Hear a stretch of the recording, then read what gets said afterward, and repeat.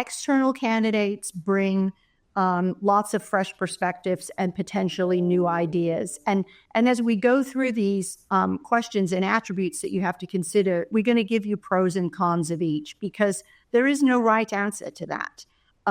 Should it be an external candidate? Should it be an internal candidate? I hate to be an accountant here, but it depends, right? The math depends on, as Richard said, what is the strategy, structure, goals of the organization. So the first question that we always ask is, how will you judge this person to be successful? Which is a question very few people think of when they decide to hire a new executive. So you work backwards from that. How are you going to judge them to be successful? And then the second thing, of course, that automatically flows from that is, what's the skill set and experience needs that you then have in this person? And you set that as a basic bar, right? So there's no variation from the bar. You know this is what you want them to accomplish. You know, or you think you know, these are the skills that are going to, and experiences that are going to help that person achieve those goals. And then you evaluate every candidate, be it internal or external, against that bar.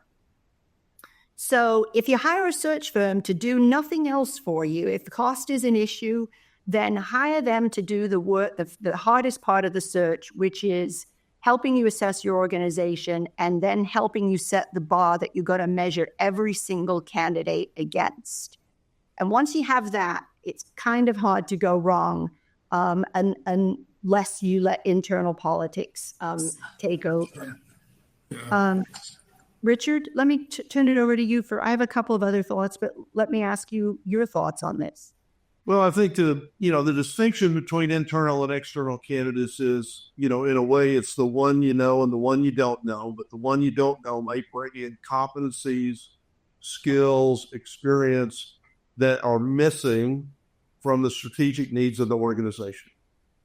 So a good example of what's going on in the world today is how many organizations, including healthcare, are starting to look at people that are AI experts, whether it's in marketing or operations or whatever. And most healthcare operations don't have that expertise, and you may need to bring it in. And so you may have to go externally.